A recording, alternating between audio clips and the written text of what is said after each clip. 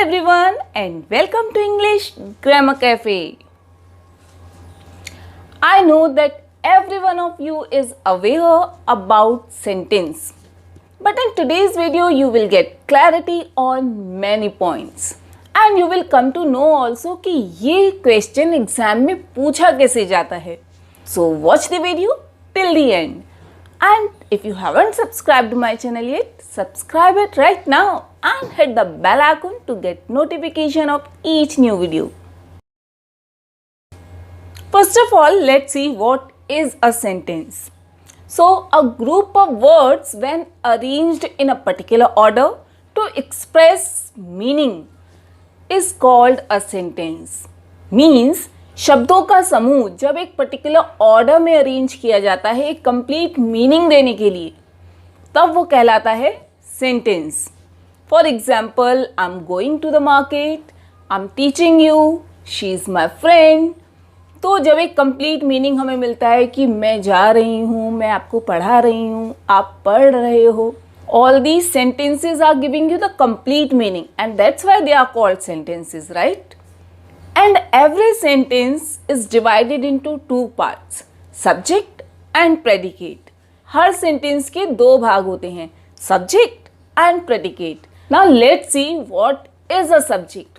The subject of the sentence is the part which indicates what the sentence is about. Means subject sentence का वो हिस्सा होता है जिससे पता लगता है कि सेंटेंस किसके बारे में है. मीन्स अगर मैं बोल रही हूँ कि मैं आपको पढ़ा रही हूँ तो ये सेंटेंस किसके बारे में है? ऑफ कोर्स मेरे बारे में.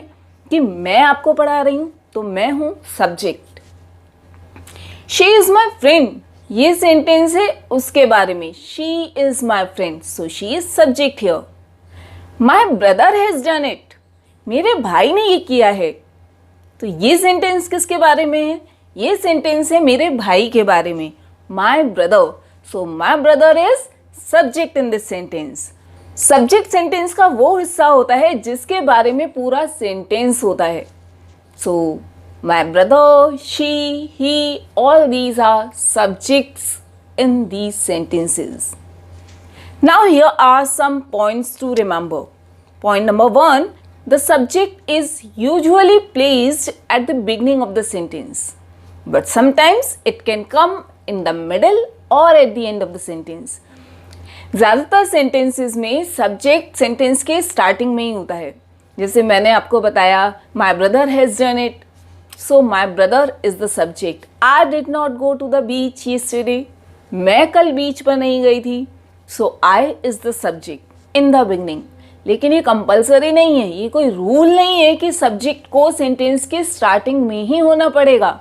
It can be in the middle, वो सेंटेंस के बीच में भी आ सकता है और सेंटेंस के एंड में भी आ सकता है. So you have to find out कि सेंटेंस किसके बारे में है. Let's see some examples.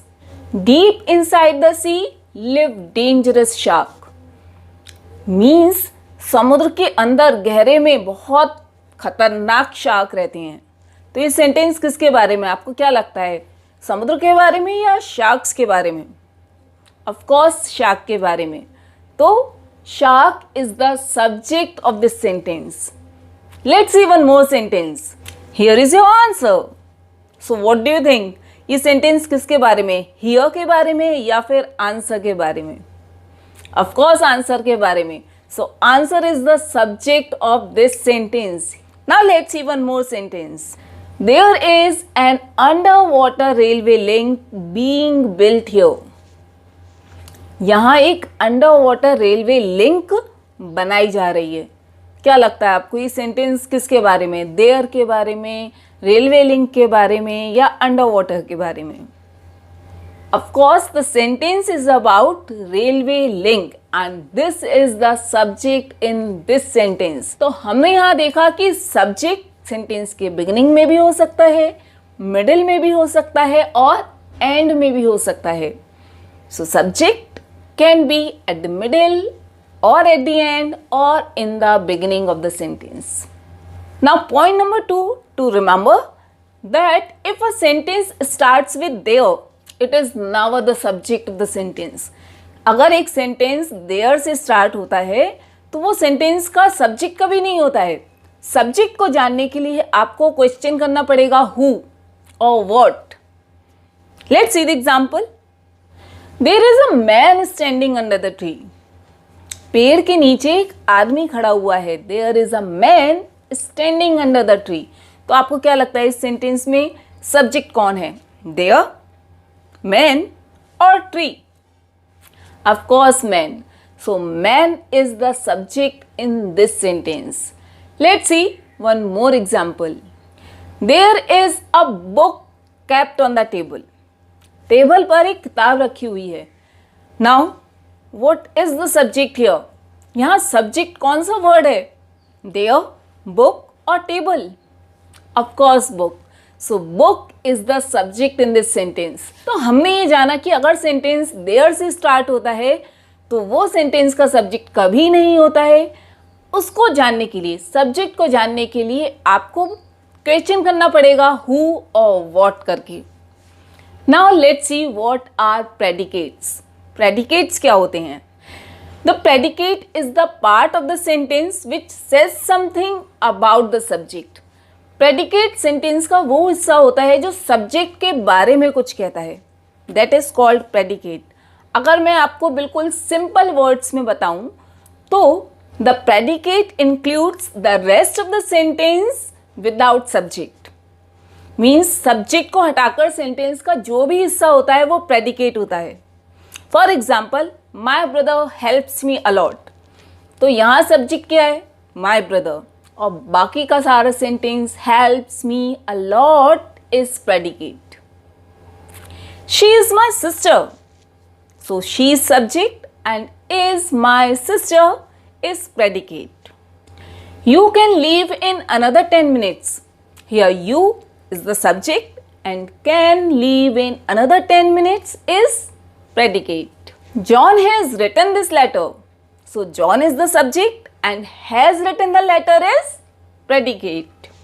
Again I have few points for you to remember. Point number 1, a sentence always has at least one finite verb. Her sentence में कम से कम एक finite verb होती है। अब फाइनाइट वर्ब क्या होती है? Finite verb is the main verb of the sentence. Finite verb main verb होती है सेंटेंस की, like is, are, am, goes, speaks, has spoken, all these are finite verbs. Means जिससे आपको पता लगता है कि इस सेंटेंस का टेंस क्या है। So that particular verb is called finite verb. और अगर आपको डिटेल में जानना है फाइनाइट वर्ब के बारे में, so I have share the link in the description box below, you can check it out. So every sentence has at least one finite verb, means one main verb. हम कभी भी ये नहीं कह सकते आई इन द मार्केट और I to the market, I go to the market. So go is compulsory, means finite verb. She fluently what? She speaks fluently. Or she my sister. What is it? She is my sister. So every sentence should have one finite verb to complete the meaning. So that is point number 1. Point number 2, sometimes a single finite verb can form a sentence. Confused? Yes, it's true. कि कभी कभी सिर्फ एक single finite verb वो अपने आप में एक कंप्लीट सेंटेंस होता है। कैसे? सपोज मैं आपसे कुछ पूछ रही हूँ and if you ask me, ma'am may I speak, what will I say? Speak. It's a sentence in itself. लेकिन यहाँ सब्जेक्ट छुपा हुआ है, हिडन है। सब्जेक्ट इज इम्प्लाइड और सब्जेक्ट क्या है? You. If you ask me the permission, ma'am, may I come in? What will I say? Come. Come is a sentence in itself here. But the subject is again hidden. What is the subject? You. You come. In the same way, if I say go, it can be a sentence in itself when I'm saying to someone go. Means you go. So you Again, subject is hidden here. Sometimes a finite verb can be a sentence in itself. तो आज हमने सीखा point number 1, एक sentence दो भागों से मिलकर बनता है, subject and predicate. Point number 2, ये ज़रूरी नहीं है कि सब्जेक्ट सेंटेंस के स्टार्टिंग में ही आए, वो सेंटेंस के बीच में और एंड में भी आ सकता है. पॉइंट नंबर 3, सब्जेक्ट को छोड़कर सेंटेंस का बाकी सारा हिस्सा प्रेडिकेट कहलाता है. पॉइंट नंबर 4, कभी कभी सिर्फ एक finite verb, single finite verb भी कंप्लीट सेंटेंस हो सकती है अपने आप में. And point number 5, a sentence should have at least one finite verb. Her sentence में कम से कम एक मेन वर्ब होना बहुत ज़रूरी है. Now the next question is how they are asked in exam. Exam में कैसे पूछे जाते हैं? आपको सेंटेंस दिया होगा और आपसे पूछा जाएगा अंडरलाइन द सब्जेक्ट और अंडरलाइन द प्रेडिकेट और underline the subject and circle the predicate. So this way these are asked in exams. Now let's check your understanding with the help of a mini quiz. Make sure you take it. So here is the quiz.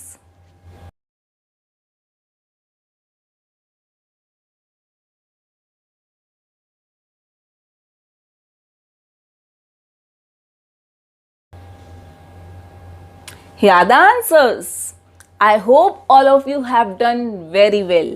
For any confusion and doubt, feel free to write to me. Now let's meet in our next video, as it's always lovely to see you here. Bye.